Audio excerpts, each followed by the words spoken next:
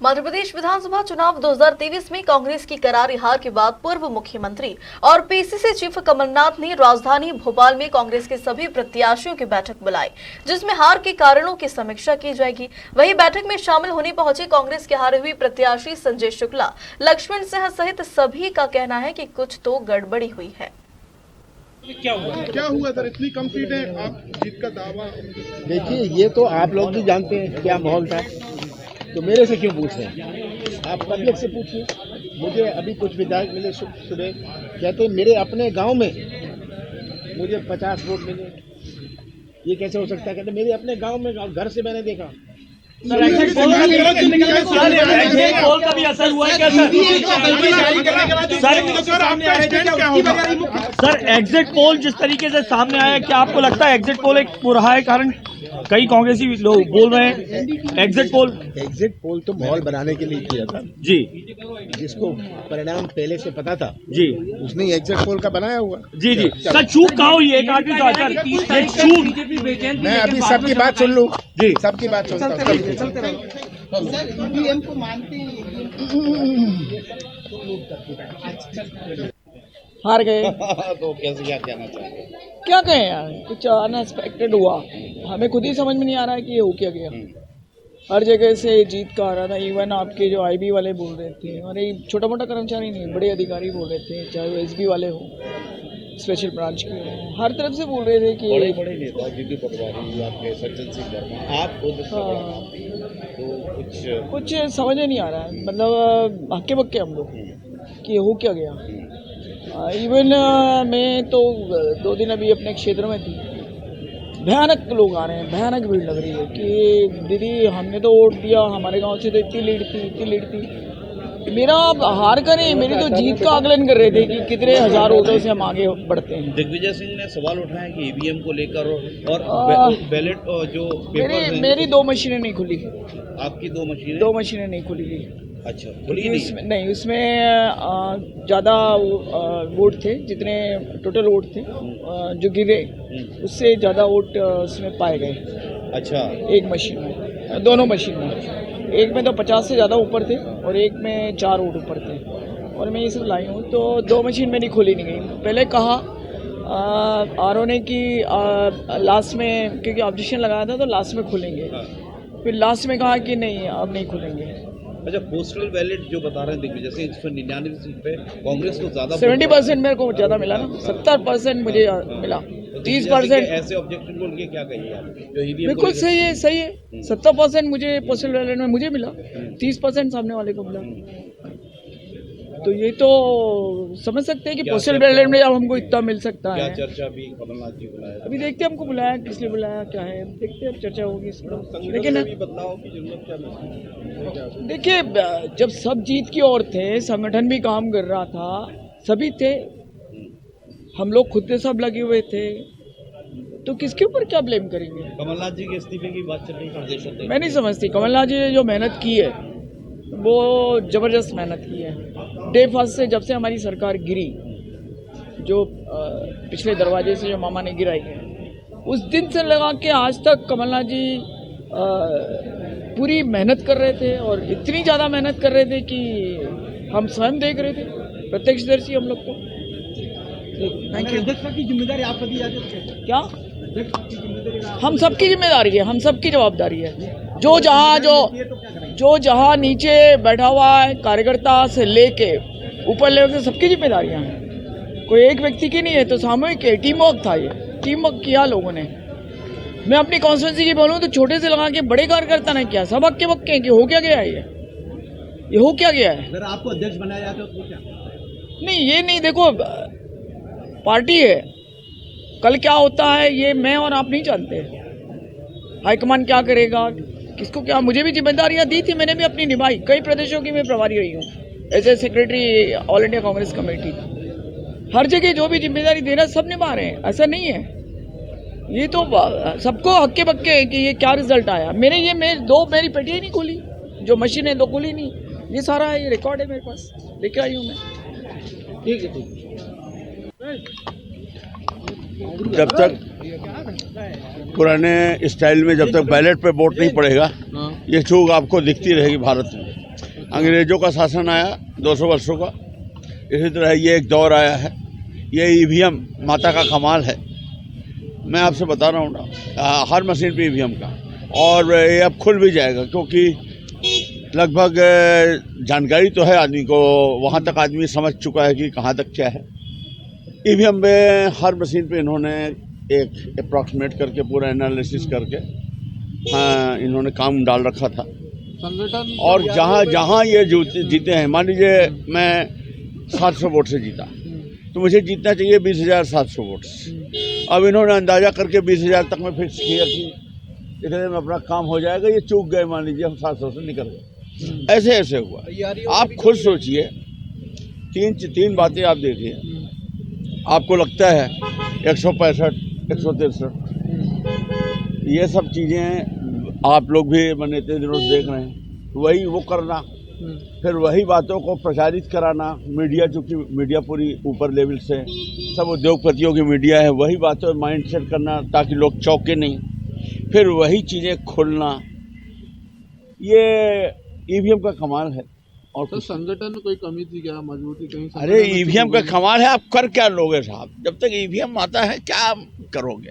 वो तो किस्मत से कहीं इनके कैलकुलेशन से ज़्यादा वोटर से अगर आप निकल गए, तो वही बॉर्डर से आप निकल गए। कोई तो बता रहा था कि सरकार बनेगी, शायद तो आपको बता रहा था कि सरकार बनेगी। अब ये तो बता रहा था, पर ईवीएम आता तो बीच बोल रही में। लाडली बहना का। अरे कुछ नहीं, ईवीएम हम आपको बता रहे, ईवीएम मत दिमाग लगाइए।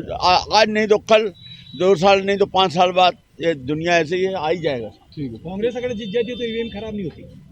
तो तेलंगाना में हम आपको बता रहे ये कैसे करते हैं। तेलंगाना में हम आपको बता रहे तेलंगाना में ईवीएम नहीं, ये ऐसे करते हैं। हाँ, वहाँ पर ये मैनेजमेंट में कहीं कुछ चूक कर गए होंगे उस समय, इन्होंने न सोचा रहा होगा, क्या हुआ उधर या वहाँ पर जैसा भी रहा हो। लेकिन यहाँ पर तो मुझे मालूम कुछ चीजें ऐसी मैं बोल नहीं पा रहा हूँ, मैं जानता हूँ। ठीक है, धन्यवाद।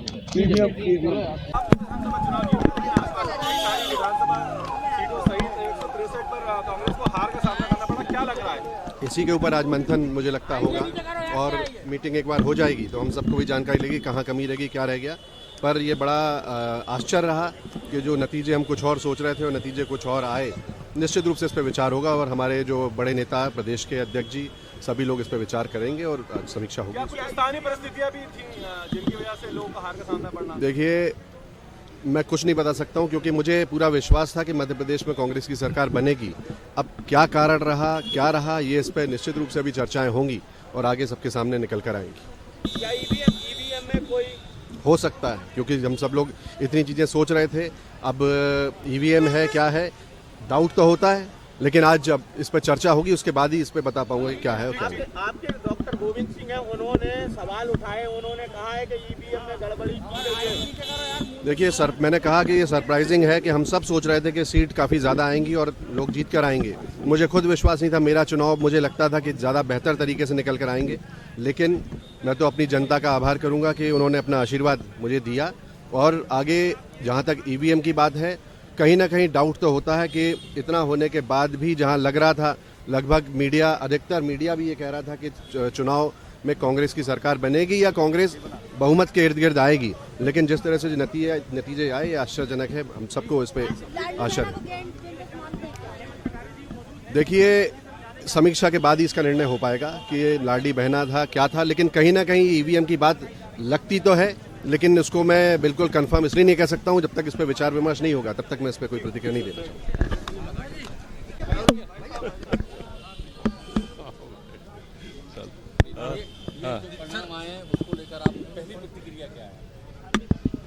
मैं ये इतना ही कह सकता हूं कि ये चौंकाने वाले परिणाम थे, क्योंकि जितना भी हम लोगों ने घूमा था, देखा था, सुना था, उसमें साफ साफ ये नजर आ रही थी कि बराबरी का टक्कर है। हम 125 हो सकते थे, वो 110 हो सकते थे, पर ये 160 तो कहीं से भी समझ में नहीं आता। पोस्टल बैलेट में आप लोग हर सीट पे लगभग आगे हैं, लेकिन ईवीएम में आके पीछे हो जाते हैं। ये अब इसके बारे में जब तक कि पूरी चर्चा न हो जाए, विश्लेषण न हो जाए, इसकी कोई इंक्वायरी न हो जाए, कुछ कहने लायक नहीं। सिंह जी ने पूरी रिपोर्ट शेयर की है कि हर सीट पे कांग्रेस आगे है, आधे से ज्यादा वोट आप लोगों ने लिए पोस्टल बैलेट के बावजूद इतनी बड़ी हार। नहीं, पोस्टल बैलेट एक अलग चीज होती है, कर्मचारी थे, दिव्यांग थे, कितने दिव्यांग कितने सीट पर थे ये अलग बात है, लेकिन हार हार होती है, जीत जीत होती है, उसका विश्लेषण करना जरूरी है और इस बार शीर्ष नेतृत्व को करना चाहिए दिल्ली में कि क्यों इस तरह की चीजें हुई। कुछ मुद्दों की कमी रह गई क्या ऐसा लगता है? अब मुद्दे कितने बचेंगे भाई? नहीं, मतलब कुछ मुद्दे उनके ज्यादा हावी रहे थे। जी राहुल जी, हम क्या अगले नेता प्रतिपक्ष से बात कर रहे हैं? ऊपर वाला जाने था। अभी जो नेतृत्व है पीसीसी का, क्या वो आप देखिए, मेरे हाथ में कुछ नहीं है, मैं तो कांग्रेस का एक सिपाही हूँ और जो भी दायित्व दिया जाता है वो निर्वहन करता हूँ। कौन नेता बनेगा कौन नहीं नेता बनेगा ये सोनिया गांधी जी जाने, खड़गे जी जाने।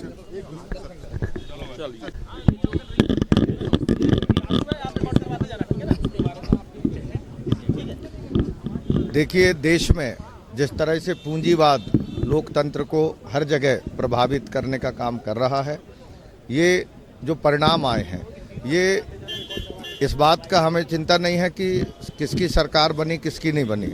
चिंता इस बात का है कि देश के अंदर जो हमारे 140 करोड़ लोगों में जो मिडिल लेवल के लोग हैं, जो लोअर लेवल में जो लाइफ जो जी रहे हैं, ये हमारी जिस तरह की चुनौती में है और जिस तरह से पूंजीवाद बढ़ रहा है, आज कुछ लोग ऐसे हैं जो जिनकी एक टाइम का जो उनका लाइफ स्टाइल है, लोगों का एक वर्ष का उतना डिमांड रहता है। ऐसी परिस्थिति में पूंजीवाद हमारे लिए बड़ी चुनौती है।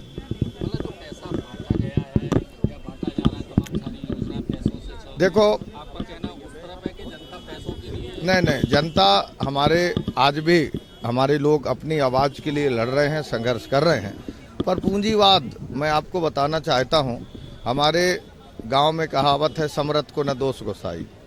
तो ये जो आज है, और मैं आपको बताना चाहता हूं, इससे हमारे आज भी आप गांव में नौजवानों से पूछ लें जा कर के, वो रोजगार के लिए संघर्ष कर रहे हैं।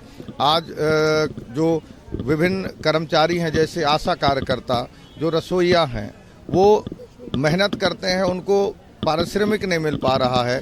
जो संविदा में हैं, जो हमारे गांव के नौजवान हैं, जो हमारे अनुसूचित जाति जनजाति वर्ग के जो हमारे लोगों की आवाज़ें हैं, ये आज भी चुनौती में। पर पूंजीवाद एक ऐसा, जनता ने जिस तरह से कांग्रेस को नकारा, क्या मुद्दे पहुंचा नहीं पाए थे? देखो, जनता ने कहीं पे नहीं नकारा है। मैं आपको बताना चाहता हूँ, ये पूंजीवाद की जो जड़ें हैं, इसको आपको हमको समझना पड़ेगा। दुनिया के अंदर एक तरफ पूंजीवाद जनतंत्र को कमज़ोर करने का प्रयास कर रहा है और हम लोग इसके लिए मुस्तैदी से लड़ रहे हैं। क्या ईवीएम पे सवाल खड़े? देखिए, मैं बता दूं, मेरी बात सुनो, ईवीएम हो या अन्य व्यवस्थाएं हो, सब ये पूंजीवाद के इशारे में है। ईवीएम में भी अगर कोई गड़बड़ी कराएगा तो मैं बताना चाहता हूं, बिना पूंजीवाद के इशारे में कोई कुछ नहीं कर रहा है। भाई साहब, आपकी पहली प्रतिक्रिया जानना चाहूंगा। पहली प्रतिक्रिया ये है कि खूब सारा काला धन भारतीय जनता पार्टी ने चुनाव में इसको लगाया है और जानबूझकर मजदूर को पनपने नहीं दिया। इनने 15-20 साल में जानबूझकर उसको मजदूरी नहीं मिलने दी, मनरेगा में काम नहीं मिलने दिया, मनरेगा का रेट नहीं बढ़ाया। मजदूर बहुत कमज़ोर रहे, परेशान रहे और उसका लाभ उठा के थोड़ा बहुत पैसा उन्हें दे के, थोड़ा बहुत पैसा उनके खाते में डाल के, और ये चुनाव जीते। तो ये कोई सकारात्मक राजनीति नहीं है। हम सुनते थे साहब, सुशासन, अटल बिहारी जी के नाम पर एक सुशासन एकेडमी है। क्या ये सुशासन है कि तुम प्रदेश को कर्जे में डालते जाओ और कर्जा लेकर और फिर इस तरह की योजनाओं में डालो? क्या ये सुशासन है? क्या ईवीएम पर सवाल? ईवीएम पर मैं नहीं किए होंगे, उनका अपना मत है। मेरी राय में ईवीएम पर मैं कोई सवाल खड़ा नहीं करता हूँ। ये केवल और केवल बहुत सारा काला धन चुनाव में खर्च हुआ है, और काले धन के अलावा इन्होंने मंदिरों में पैसा उतना सारा रख दिया, मंदिरों को दुकान बना दिया, भगवान को दुकानदार बना दिया। इस तरह तो ये लोग चुनाव लड़ते हैं, इस तरह की बात करते हैं। बहुत ही जो पोस्टल बैलेट है उसमें आप आगे आ जाते हैं, लेकिन जब ईवीएम खुलती है तो आप पीछे निकल जाते हैं। नहीं, ईवीएम देख पीछे निकलने का कारण यही है कि इतना धन हमारे पास नहीं है जितना ये खर्च करते हैं। ये तो एक एक पोलिंग बूथ पे 4-4, 5-5 लाख रुपए खर्च कर देते हैं। हम कहाँ से करेंगे? हमारे पास तो काला धन है नहीं, हमारे पास तो सीमित संसाधन। और इन्होंने पूरे देश में ऐसी स्थिति निर्मित कर रखी है कि बस जिसके पास पैसा है वही चुनाव लड़ेगा, वही जीत सकता है। बस पैसा, और जिसके पास पैसा नहीं है, बस इस तरह की इन्होंने समाज को बांट दिया, इन्होंने गरीब अमीर को बांट दिया।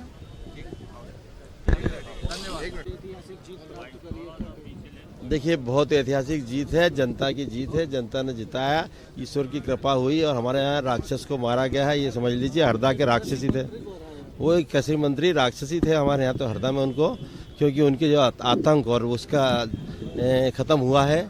आपने देखा है अभी गणना के 2 दिन पहले भी उनके लड़के ने किस तरह की व्हाट्सएप चैट की थी।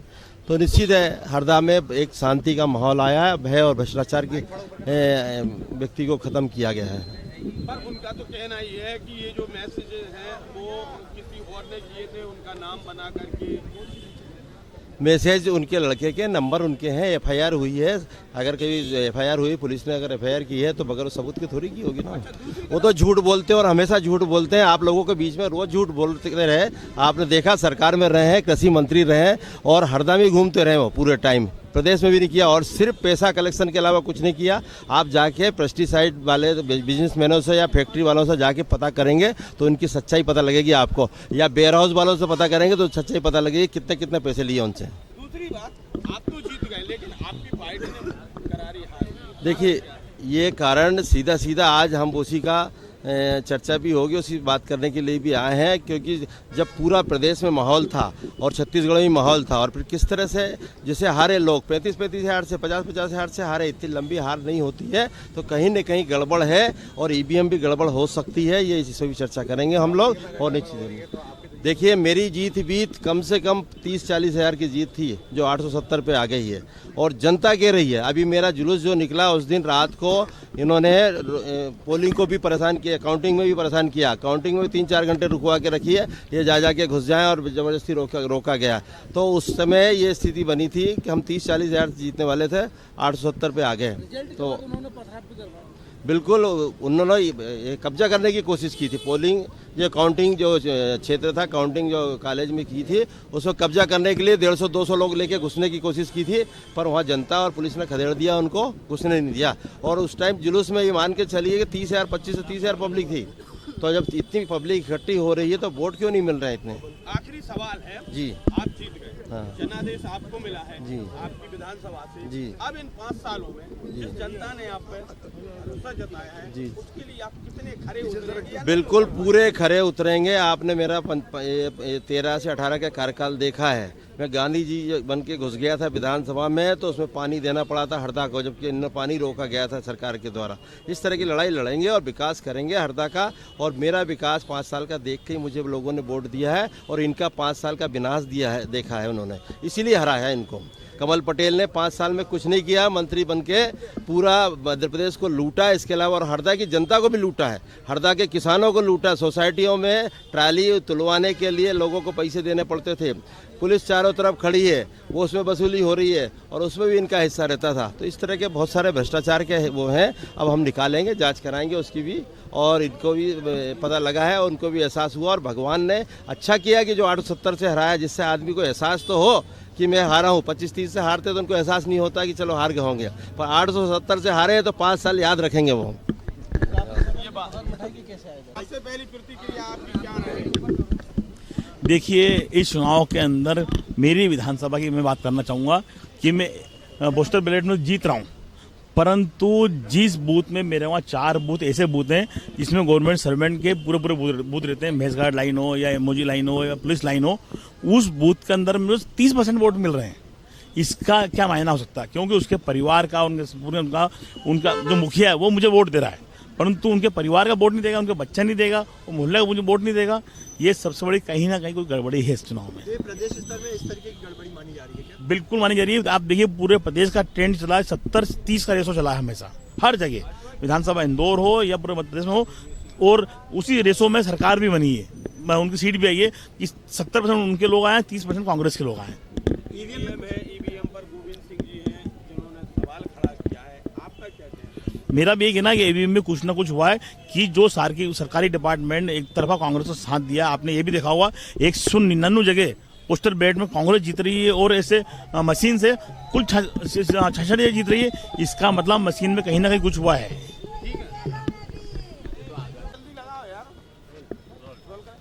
पहली प्रतिक्रिया चाहूंगा आपकी, चुनाव परिणाम आने के बाद में आप पीसीसी आए हैं, आज बड़ी बैठक है। देखिए, आज चुनावों की समीक्षा है, किस तरह से क्या हुआ क्या नहीं हुआ, क्योंकि बड़ी उम्मीद जनता को, कार्यकर्ताओं को, नेताओं को, पार्टी के पदाधिकारियों को, सबको थी कि जिस तरह से मध्य प्रदेश के अंदर एक अराजकता का शासन चला, जिस तरीके से गरीब किसान मजदूर परेशान था, उसकी जो लड़ाई लड़ी थी, एक बड़ी उम्मीद थी। कहीं ना कहीं नतीजे इसके उलट आए, तो आज उसी की समीक्षा बैठक रखी और उसी में आपका काफी जनादेश आपकी हार हुई है, क्यों हुई है, क्या? देखिए, ये भी एक बड़ा मुद्दा है और कहीं इस पे भी विचार करने की चीज़ें हैं, क्योंकि कहीं भी ऐसा ना तो जनता इस बात को मानने तैयार है, ना कार्यकर्ता मानने तैयार है, ना जो गांव के लोग हैं वो कहीं ना कहीं ये जनादेश कैसे हुआ, इसके ऊपर सभी की चर्चा और चिंता का विषय है। उसके ऊपर सभी बैठ के इस पर चिंतन करें।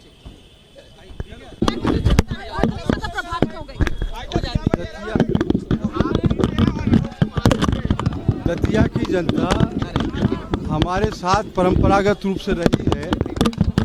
वहाँ हमारे पिताजी स्वर्गीय श्याम जी 1952 से चुनाव जीतते रहे हैं। 5 बार हमारे पिताजी वहाँ से विधायक रहे, 2 बार मैं वहाँ से विधायक रहा, 7 बार हमारे परिवार में विधायकी रही है। और ये 2008 के बाद दुर्भाग्य रहा कि वो नरोत्तम मिश्रा जी चुनाव वहाँ से जीते और 2023 तक वो गृह मंत्री के रूप में रहे। लेकिन वो जो जितने भी चुनाव जीते हैं वो चुनाव की आचार संहिताओं का उल्लंघन करके, करेक्ट प्रैक्टिस करके वो चुनाव जीते रहे। इस बार सारी पोल जनता के सामने उनकी खुल चुकी थी और जो भी उनके क्रियाकलाप रहे हैं जनता उनको समझ चुकी थी। 50 करोड़ रुपए खर्च करने के बावजूद भी जनता ने उसको चुनाव हराया, ये सबसे बड़ी बात है। और मुझे अवसर दिया, ये तो कह रहे हैं कि लौट के आऊंगा मैं। अब लौट के तो 5 साल बाद आएंगे या नहीं आएंगे ये कौन जानता है। समुद्र का पानी उतरता हुआ हर किनारे में नहीं बनाने की नसीहत दे रहे हैं वो। देखिए, वो शेरो शायरी दे रहे हैं, धमकी दे रहे हैं, ये तो वो बताएंगे, लेकिन ना उनकी धमकी चलने वाली और अब वो शेरो शायरी करते रहें। हमारे साथ इस वक्त विधानसभा के एक मतदाता को, अपने सहयोगियों को, जिन्होंने मेरा सहयोग किया और जो मुझे सेवा का एक अवसर मिला, इसके लिए मैं धन्यवाद देता हूं सभी को और विश्वास दिलाता हूं कि पूरी निष्ठा से नौजवान गरीब किसान की लड़ाई लड़ूंगा। भाई, क्या कमी रह गई प्रदेश में इस बार, क्या लग रहा है? सिर्फ धनबल के आधार पर जो भ्रष्टाचारी का पैसा भारतीय जनता पार्टी के लोगों ने कमाया, उस पैसे का दुरुपयोग किया, जनता के साथ छल करके सरकार बनाई गई। नेतृत्व का कहीं वो विवाद जो निकलकर सामने आ रहा था वह वजह तो नहीं रही? नहीं, नेतृत्व का कोई विवाद नहीं था, सब लोग एक होकर कांग्रेस चुनाव लड़े।